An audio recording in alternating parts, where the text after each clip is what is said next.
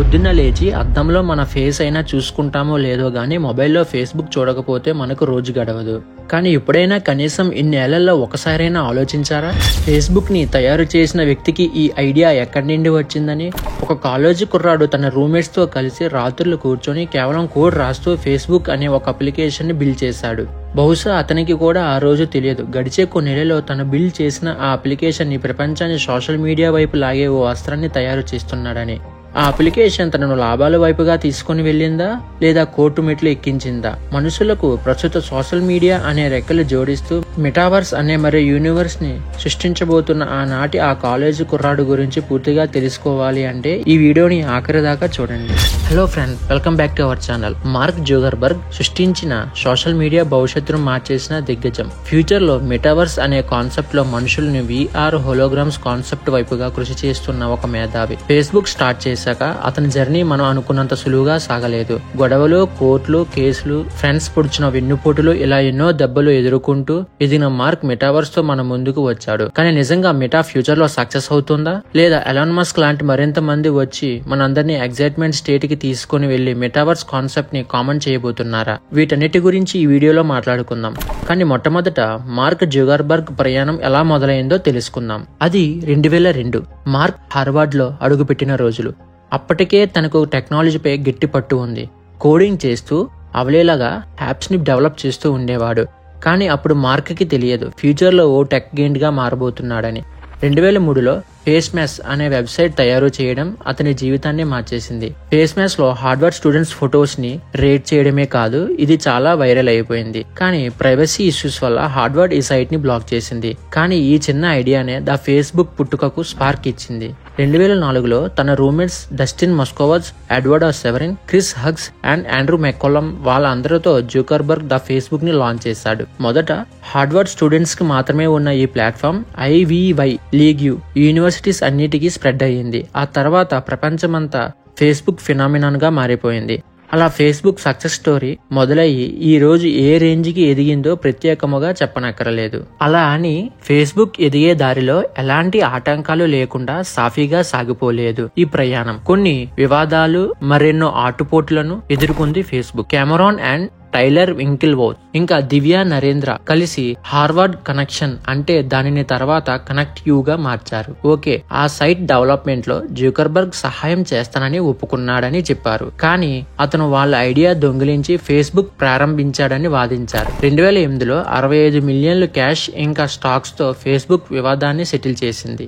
ఆ తర్వాత Facebook co-founder అయిన ఎడ్వర్డ్ సెవరిన్ కి కూడా తక్కువగా షేర్లు ఇచ్చి అతనిని కంపెనీ నుంచి బయటికి నెట్టేశారు అనే ఎలిగేషన్స్ వచ్చాయి. సెవరిన్ కూడా కోర్టుకెక్కాడు. చివరికి కోర్టులో సెటిల్ అవుతా అతని పేరు కోఫౌండర్ గా మళ్ళీ ఫేస్బుక్ లో యాడ్ అయ్యింది. ఇలా ఎన్నో వివాదాలు ఫేస్బుక్ ను చుట్టుముట్టాయి. కానీ ఫేస్బుక్ మాత్రం వాటికి లొంగిపోక తగ్గేదేలే అంటుగా ముందుకు సాగిపోయింది. పోటీని తట్టుకుని మార్కెట్ ని క్యాప్చర్ చేసేందుకు జుకర్బర్గ్ చాలా బిగ్ డీల్స్ చేశాడు. ఇలా తన సాఫ్ట్వేర్ డెవలప్మెంటే కాక బిజినెస్ లో కూడా తన తెలివితేటలు ఇంకా ముందు చూపుని ప్రూవ్ చేశాడు. ఈ రోజు మనం వాడుతున్న ఎన్నో సోషల్ మీడియా ప్లాట్ఫామ్స్ చాలా వరకు మార్క్ జుకర్బర్గ్ కొన్నాకే మన వరకు వచ్చాయి. ఫస్ట్ 2012లో ట్విట్టర్, స్నాప్చాట్ పోటీని ఎదుర్కోవడానికి జుకర్ ఇన్స్టాగ్రామ్ ను $1 బిలియన్ ఖర్చు చేసి కొన్నాడు. అది ఇండిపెండెంట్ గా వర్క్ చేసేలా ఉంచాడు. అక్కడికి 2 ఇయర్స్ తర్వాత అంటే 2014లో మెసేజింగ్ యాప్ లో ఫ్యూచర్ ని అంచనా వేసి వాట్సాప్ ను $19 బిలియన్ కొనుగోలు చేసి మెసేజింగ్ మార్కెట్ ను పూర్తిగా తన అధీనంలో ఉంచుకున్నాడు.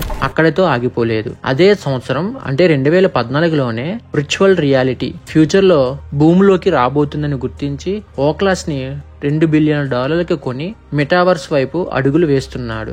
మెటావర్స్ ని ఇంకా చాలా డెవలప్ చేసేందుకు ట్రై చేస్తున్నాడు జుకర్బర్గ్. ఆ తర్వాత 5 ఇయర్స్ బ్యాక్ అంటే 2020లో ఇన్స్టాగ్రామ్ మెసెంజర్ లో ఎగ్జైట్మెంట్ పెంచడానికి గిఫీని $400 మిలియన్ల కొన్నాడు మార్క్ జుకర్బర్గ్. కానీ 2023లో UK రెగ్యులేటరీ మోనోపోలీ ఇష్యూస్ వల్ల గిఫీని అమ్మాలని ఫోర్స్ చేశారు. సో ఈ ఫోర్స్ వల్ల దానిని అమ్మాల్సి వచ్చింది. ఈ సిచ్యువేషన్ ని క్యాష్ చేసుకున్న షట్టర్ స్టాక్ దానిని కేవలం $53 మిలియన్ కి కొంది. అలా జుకర్బర్గ్ కొన్ని లాసెస్ కూడా ఎదుర్కొన్నాడు. ఇక్కడ వరకు అందరికీ తెలిసిన స్టోరీనే. ఇక నుండి మన వీడియో మొదలవబోతుంది. జుకర్బర్గ్ సక్సెస్ఫుల్ బిజినెస్ ని అనాలిసిస్ చేసి మనం రేపటి రోజున మన చుట్టూ ఉండే పరిస్థితులకు టెక్నాలజీకి మధ్య కనెక్షన్ ని ఇంకా స్టాక్ మార్కెట్ పై దానిని ప్రభావం ఎలా ఉంటుందో డీకోడ్ చేద్దాం.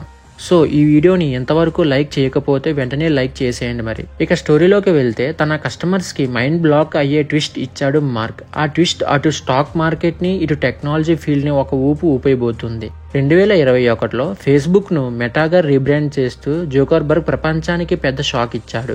ఇప్పుడు అతని దృష్టి సోషల్ మీడియా కాదు, తను నిర్మించుకుంటున్న ఎంపైర్ కి పేరే మెటావర్స్.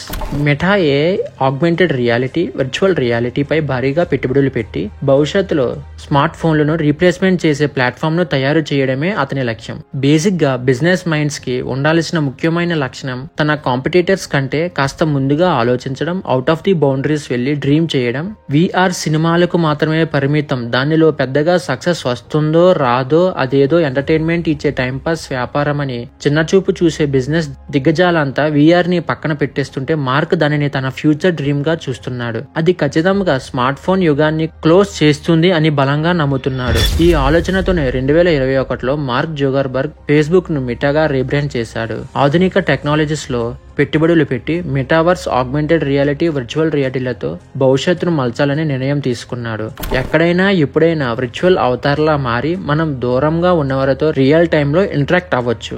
ఏఆర్ హెల్ప్ తో ఫిజికల్ ప్రపంచంలోనే డిజిటల్ లేయర్స్ ని మిక్స్ చేసి ఎక్స్పీరియన్స్ ని అవుట్ ఆఫ్ ది బౌండరీస్ కి తీసుకుని వెళ్లటమే జోకర్ కళ. వర్చువల్ రియాలిటీని రంగంలోకి దింపి హెడ్సెట్ ద్వారా పూర్తిగా డిజిటల్ ప్రపంచంలోకి వెళ్లే ప్రయత్నమే మెటావర్స్. అయితే ఇక్కడ మనందరికీ వచ్చే కామన్ డౌట్, మెటావర్స్ విజన్ పూర్తిగా కొత్త ప్రపంచానికి దారి తీయబోతుందా అని. ఫ్రెండ్స్ తో వర్చువల్ పార్టీలో మీట్ అవ్వడం, మ్యూజిక్ కాన్సర్ట్స్ లో లైవ్ అవతార్లా అటెండ్ అవ్వడం, మీటింగ్స్ లో 3D హోలోగ్రామ్స్ లో ఇంటరాక్ట్ అవ్వడం, ఉన్న పలంగా ఫ్యాంటసీ గేమ్స్ వరల్డ్ లోకి ఎంటర్ అవ్వడం, 3D అవతార్ల స్టోర్స్ లో తిరిగి ఫిజికల్ షాపింగ్ లా ఎక్స్పీరియన్స్ చేయడం. ఇలా ఒకటేంటి, వర్చువల్ యాడ్స్ కూడా వచ్చి మొబైల్లోనో లేదా టీవీలోనో యాడ్స్ లా కాకుండా హోలోగ్రామ్స్ లో యాడ్ చూసే అవకాశం ఫ్యూచర్ లో రావచ్చు. ఇంకా బేసిక్ గా ఈ రోజు పంపించే మెసేజెస్ ఇంకా అడ్వర్టైజ్మెంట్స్ ఫ్యూచర్ లో ఒక కొత్త యుగాన్ని చూడబోతున్నాము. కానీ మెటావర్స్ విజన్ ఫేస్బుక్ సామ్రాజ్యాన్ని నిలబెడుతుందా లేక తలకిందులు చేస్తుందా అనేది ఇప్పుడు క్వశ్చన్. జోకర్బర్గ్ మెటావర్స్ కళ నెరవేరటానికి పెద్ద అవరోధాలే ఎదుర్కోవచ్చు. రోజులు ఇప్పుడు ఒకేలా ఉండవు. ఇన్స్టాగ్రామ్, వాట్సాప్ విషయంలో జరిగినట్టుగా వర్చువల్ రియాలిటీలతో జరగకపోతే ఇప్పుడు స్పేస్ ఇండస్ట్రీ ఒకప్పుడు గవర్నమెంట్ అడ్డాగా ఉండేది.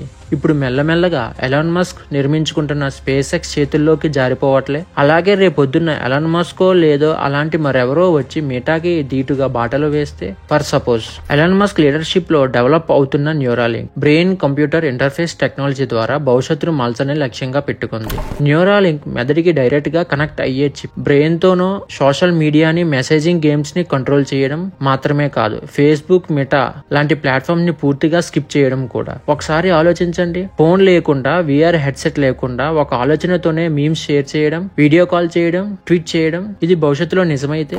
ఇదే కాకుండా డీసెంట్రలైజ్డ్ ప్లాట్ఫామ్ బ్లాక్ చైన్ ఆధారంగా Web3 టెక్నాలజీని ఉపయోగించి డేటా పైన పూర్తి కంట్రోల్ యూజర్స్ కే ఇవ్వాలని ట్రై చేస్తున్నాయి. అసలు Web3 ప్లాట్ఫామ్స్ ఏం చేస్తాయి అనుకుంటున్నారా? బ్లాక్ చైన్ పై సోషల్ మీడియా ఆధారపడినట్టయితే డేటా అంతా యూజర్ చేతిలోనే ఉంటుంది. డేటాకి ప్రైవసీ ఉంటుంది, అంటే యూజర్ అనుమతి లేకుండా డేటా షేర్ చేయడం అసాధ్యం. NFT ఓన్డ్ కంటెంట్ కూడా ఇందులో ఒక ఫీచర్. డిజిటల్ అసెట్స్ డైరెక్ట్ గా యూజర్ కంట్రోల్ లోనే ఉంటాయి. ఈ ట్రెండ్ మెటా వంటి సెంట్రలైజ్డ్ ప్లాట్ఫామ్స్ ని ప్రభావితం చేయడమే కాకుండా సర్వర్ పై డిపెండ్ అయ్యే డేటా కంట్రోల్ ని చాలా మంది వదిలేసేలా చేస్తుంది. అక్కడతో అయిపోలేదు, ఇంకా చాలా ఉంది. ఫ్యూచర్ లో సోషల్ మీడియా, హోలోగ్రాఫిక్స్ టెక్నాలజీ ద్వారా అంతకు మించి ఎక్స్పీరియన్స్ ని ఇచ్చే ప్రయత్నాలు చేసే అవకాశం ఉంది. ట్రెండ్ కి తగ్గట్టుగా కాంపిటీటర్స్ కూడా మారుతున్నారు. ఇలాంటి పరిస్థితుల్లో మెటావర్స్ విజన్ లో జోకర్ నిజంగానే కింగ్ అవుతాడా లేదా కాంపిటీటర్స్ తన సామ్రాజ్యాన్ని కొల్లగొడతాయో చూడాలి. ఒకవేళ జోకర్ గెలిచినా సరే మరో పెద్ద ప్రాబ్లం పొంచి ఉంది. మనిషి అవసరం లేకుండా వర్చువల్ ఇంటరాక్షన్ ని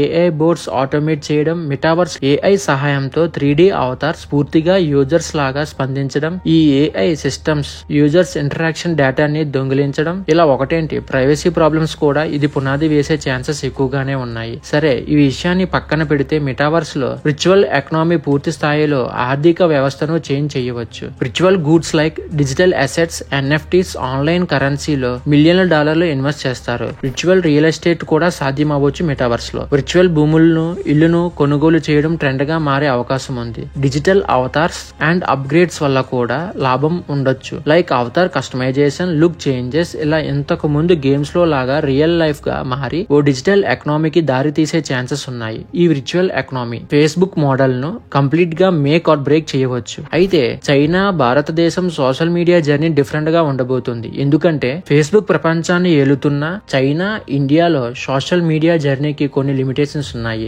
ఎలా అంటే చైనాలో సక్సెస్ అయిన లోకల్ ప్లాట్ఫామ్స్ ఫేస్బుక్ ని అడ్డగించే ఛాన్సెస్ ఎక్కువగా ఉన్నాయి. వీచాట్, వీబో, టిక్ టాక్ లాంటి ప్లాట్ఫామ్లు ప్రభుత్వ మద్దతు, మంచి మార్కెట్ ఇంకా ఇంటిగ్రేటెడ్ ఫ్యూచర్స్ వల్ల సక్సెస్ అయ్యాయి. ఇక భారతదేశం విషయానికి వస్తే మెటాకి ఎదురయ్యే సవాళ్లు: గ్లోబల్ యాప్స్ ఆధిపత్యం, YouTube and such others, investment గ్యాప్లు, భిన్న సంస్కృతులు, భాషలు, రెగ్యులేటరీ హర్డల్స్. అయితే ఈ రెగ్యులేటరీ హర్డల్స్ ఇండియాలో ఉన్న ఓన్ సోషల్ మీడియా ప్లాట్ఫామ్స్ తయారు చేయడంలో కూడా బ్రేక్లు పడుతున్నాయి. కానీ సరైన ఇన్నోవేషన్, ప్రభుత్వ మద్దతు, ప్రైవసీ మీద దృష్టి పెడితే భారతదేశం కూడా ప్రపంచ స్థాయిలో ఫేస్బుక్ లాంటి ప్లాట్ఫామ్లను లీడ్ చేయగలదు. ఇక్కడ యాడ్స్ అండ్ రెవెన్యూ గురించి మాట్లాడితే ప్రస్తుతం మెటా, గూగుల్ వంటి కంపెనీలు యాడ్స్ ద్వారా పెద్దగా సంపాదిస్తున్నాయి. కానీ 2060 నాటికి ఇది మారవచ్చు.